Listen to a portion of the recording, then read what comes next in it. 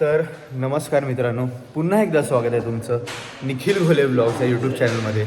आणि हा आहे पार्ट 3 कोकण राईडचा. हे 2 दिवस मजा मस्ती धमाल आहे पूर्ण. तर आज आपण करणार आहोत धूतपापेश्वर मंदिर, त्याच्यानंतर हाडपीठचं स्वामी समर्थ महाराजांचं मठ, आणि मग त्याच्यानंतर आपण जाणार आहोत पोखरबाव गणेश मंदिर. पोखरबाव गणेश मंदिर हे खरंच खूप बघण्यासारखं, म्हणजे मला स्वतःला तिथे रील्स व्लॉग वगैरे मी खूप बघितलं त्याबद्दल, तर मला स्वतःलासुद्धा तिथे जायचं आहे. तर चला, आता सकाळचे वाजले 7:30. सर्व आपली रायडर्स मंडळी उठलेली आहे, फ्रेश वगैरे होतात आता एक एक करून. आता आपण सर्वात पहिलं जाऊन नाश्ता करूया. सॅडल बॅग लगेज वगैरे आता मला करायचं बाकी आहे, कारण प्रथमेश अंघोळीला गेला म्हणून मी थांबलो आहे. एकदा त्याचं झालं की सॅडल बॅग वगैरे मी सर्व सेटअप करेन, आणि त्याच्यानंतर बाईकवर लोड केल्यानंतर वाटेला लागेल. तर चला फटाफट आता नाश्त्याला काय आहे काय नाही बघतो. आणि हां, मी इथे कुठे थांबलो आहे ना ते मी तुम्हाला सांगतो. हे आहे द्रौपदी पॅलेस इन असं काहीतरी नाव आहे देवरुखमध्ये. खरंच यार, रूम्स आहेत ना इकडे, एक नंबर रूम्स आहेत. म्हणजे ट्विन बेडरूम शेअरिंग आहेत, पण असं वाटतं करून भाई एका रूममध्ये 4 जण आरामात झोपतील. तर चला फटाफट आता जाऊया, नाश्ता पाणी करूया, त्याच्यानंतर भेटूया. भाई आमचा एक रायडर आम्हाला सोडून राहिलेला भाई. ए अरे विराज, तुझा बर्थडे गिफ्ट. बघा आता नाश्त्याला इथे होय इथे आता मग मी ऑलरेडी खाल्लेलं आहे. बघा उद्या एक नंबर आहे. आता खाऊन बघा. लिंबू लिंबू पिया ना. हा हा. आता फायनली आपण सर्व निघालो आहोत आणि आता आपण जातो आहे धूतपापेश्वर या महादेवाच्या मंदिरात. आणि ते आता इथून आहे टोटल 70 किलोमीटर. हमखास आता आपल्याला 1.5-2 तास लागणार आहे. तोपर्यंत आता मला असं वाटतं पूर्ण आता जे लेन रोड आहेत ना ते प्रॉपर असे एकदम सुंदर असणार आहेत. आणि असे हे सिंगल लेन रोड किंवा डबल लेन रोड आपल्याला भेटतील थोडं पुढे जाऊन. हा बघा, हा आहे माझ्या पप्पांच्या मामाचं घर. हा बघा, आता आतमध्ये मी जात नाही. इथूनच दाखवतो. आणि ते पण आता आई पण बाहेर नाही बसले, आई आतमध्ये वाटते काम वगैरे करते. तर ठीक आहे. हा बघा, हा काहीतरी माझा घर, म्हणजे माझ्या आजोबांचं घर. तर चला, म्हणजे इथून ते एवढाच लांब हा घर आहे. एकदम जवळ आहे म्हणजे मार्लेश्वर. चलो भाई साहब, व्यू बघा, व्यू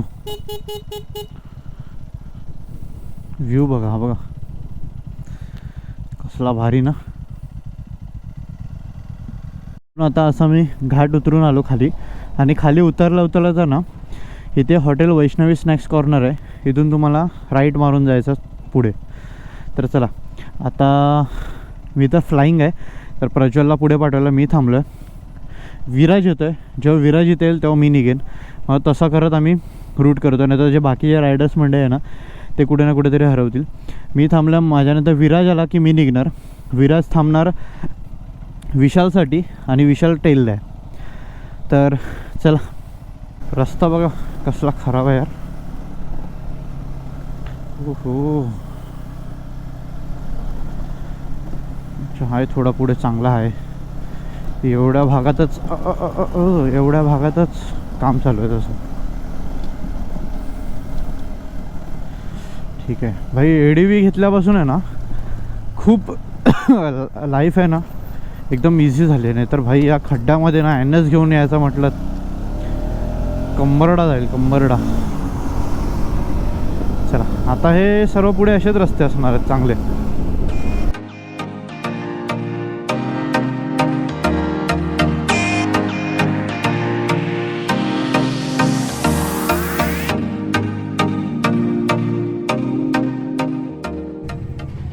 आता आपण SGD चालूया प्रज्वलची, आणि प्रज्वल चालवतो आहे गोकू. चलो, तर बहुतेक टायरमध्ये हवा कमी आहे, तर थोडंसं आरामातच चालूया. हां चला.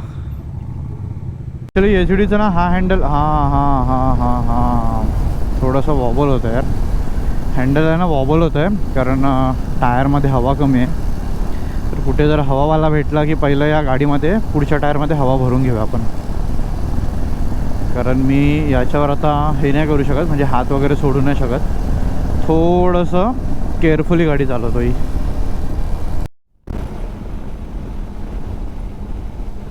आता मंदिरापाशी आलो आहे, तर दर्शन घेऊया आणि मंदिराबद्दलची जी काय माहिती असेल ती मी तुम्हाला सांगतो. चला.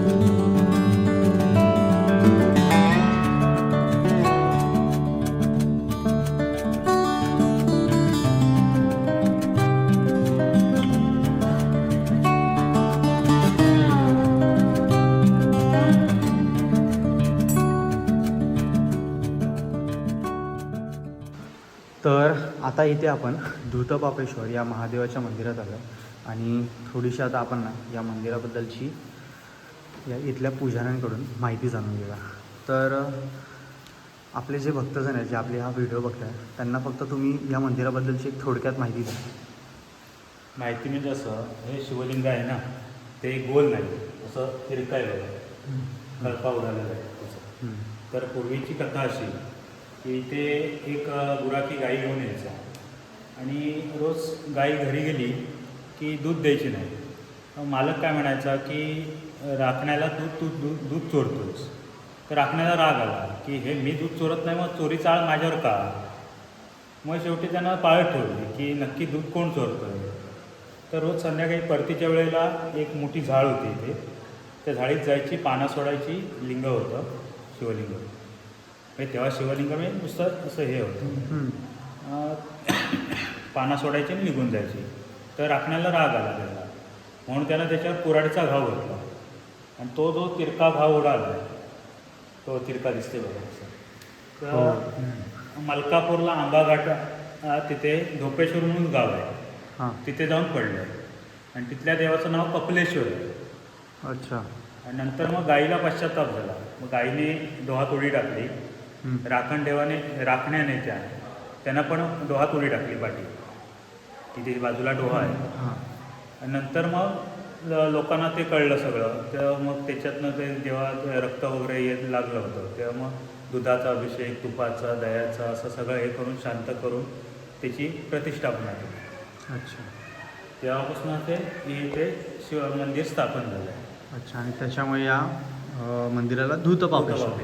अच्छा, म्हणजे पाप धुणारं महादेव, धूतपापेश्वर. आणि पाठचं जे देऊळ आहे त्या देवाच्या पाठी, ते राखण देवाचं म्हणून बांधलेलं आहे. अच्छा. तरीही अशी काहीतरी आपली या मंदिराची सुंदर अशी माहिती दिलेली आहे. धन्यवाद. हे बघा, आता इथे थांबलो आपण गोकुळ हॉटेल. आता जेवून निघालो आहे हडपीटच्या स्वामी समर्थांच्या मठामध्ये, तर आता तिथे जाऊ. हे आहे आदिष्टी माता मंदिर, हे एक चाळा आहे. तर येणारे जाणारे जेवढे पण भाविक असतील कोकणातले ना, हे इथे आवर्जून थांबतात आणि या देवीचे दर्शन घेतात. तर आपण आता इथूनच या देवीला हात जोडू आणि देवी सांभाळ करे बाबा. चला, तर आता आपले बाकीचे मंडळी पण येतील, त्यांना पण हे दाखव आणि इथून आपण निघू. आता ॲक्च्युली हा मंदिरानं रिनोव्हेट केलं आहे, तर येणारा जरा अरे बसही थांबतात तिकडे. तर हे बघा, आपण आता पोचलो आहेत स्वामी समर्थ हडपीठ. चला, तर आता वा वा काय सुंदर मंदिर आहे यार.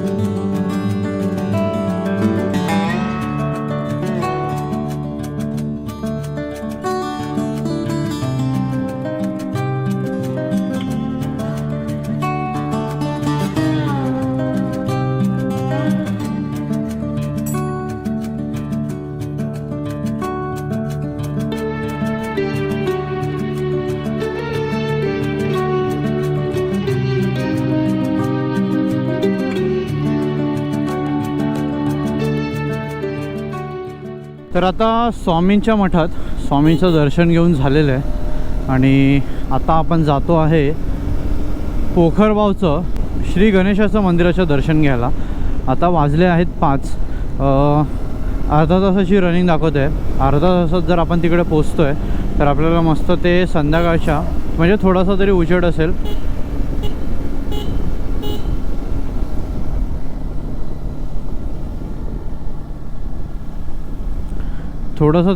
असेल आणि आपल्याला तो मंदिराचं दर्शन होईल. जरा उशीर झाला तर एकतर आता थंडीच्या दिवसात काळोख पडलं ना तर मग वांदे होतील. तर चला, आता एकदा त्या मंदिराचं दर्शन घेतलं मग झालं. मग त्याच्यानंतर आपण स्टेलाच जाणार आहोत. ते मंदिर मी खूप वेळा त्या मंदिराची स्टोरी बघितली आहे, मंदिर यूट्यूबवर बघितलं आहे, मंदिराबद्दल थोडीफार मला माहिती आहे, पण ते मंदिर प्रत्यक्षात बघणं कधी झालं नाही. तर आज ते मंदिर प्रत्यक्षात बघणार आहे, आज ते स्वप्न पूर्ण होणार आहे.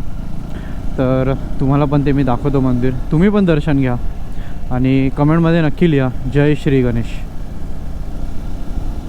तर हे बघा, कुणकेश्वर चौपाटी 10 किलोमीटर, तांबडेक चौपाटी आणि आचरा. तर आपल्याला जायचं आहे कुणकेश्वरच्या साईडला. कुणकेश्वर महादेवा, परत एकदा बोलवलंस. तर शेवटी आलेलो आहे आपण या पोखरबावच्या श्री गणपतीच्या मंदिरात. तर आता गणपतीचं दर्शन घेऊया आणि तुम्हाला हे मंदिर कसं आहे ना हे आता मी तुम्हाला दाखवतो. रस्त्याच्या लगतच असलेल्या या मंदिरात गेल्यावर आपल्याला सुंदर अशा या बाप्पाचे दर्शन होते आणि बाजूने एक वाट खालच्या दिशेने पंचमुखी ओंकारेश्वराच्या दर्शनासाठी जाते.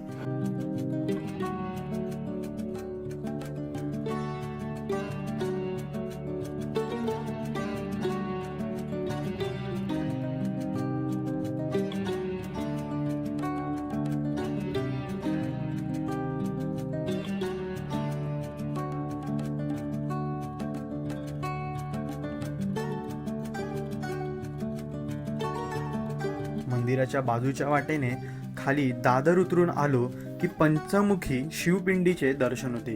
ती पंचमुखी शिवपिंडी कितीतरी वर्षे पाण्यात होती, कुणालाही ठाऊक नव्हते. एक दिवशी मंदिरातील पुजारी श्री श्रीधर राऊत यांना स्वप्नात दृष्टांत झाला की गणपतीच्या मंदिराच्या पायथ्याशी एक शिवपिंड आहे, एक पांडवकालीन विहीर आहे. त्या पाण्यातून एक माणूस शिवपिंड घेऊन वर येत आहे, त्यांना देत आहे. त्यानंतर त्या शिवपिंडीचा शोध सुरू झाला आणि 2 वर्षे शोध सुरूच होता. जेव्हा गणपतीच्या मंदिराच्या पायथ्याचे काम सुरू होते तेव्हा म्हणजेच 14 डिसेंबर 1999ला ही शिवपिंड मिळाली. परमपूज्य गगनगिरी महाराज यांनी ही पंचमुखी ओंकारेश्वराची शिवपिंड आज ज्या ठिकाणी आहे त्या ठिकाणी स्थापन करायला सांगितले आणि त्यानुसार हे ओंकारेश्वर मंदिर बांधण्यात आले. निसर्गाच्या कुशीत वसलेले हे मंदिर इतके सुंदर आहे की तुम्ही एकदा तरी या ठिकाणी या मंदिराचे दर्शन घेण्यासाठी नक्की या. तर फायनली आता आम्ही देवगडला पोहोचलोय आणि देवगडला आजचा स्टे आमचा आहे काहीतरी बघा. आता इथे हा वॉशरूम, पहिलं तर इम्पॉर्टंट गोष्ट हा बाथरूम आणि हे बघा 7 जण आता आहोत आता इथे आम्ही.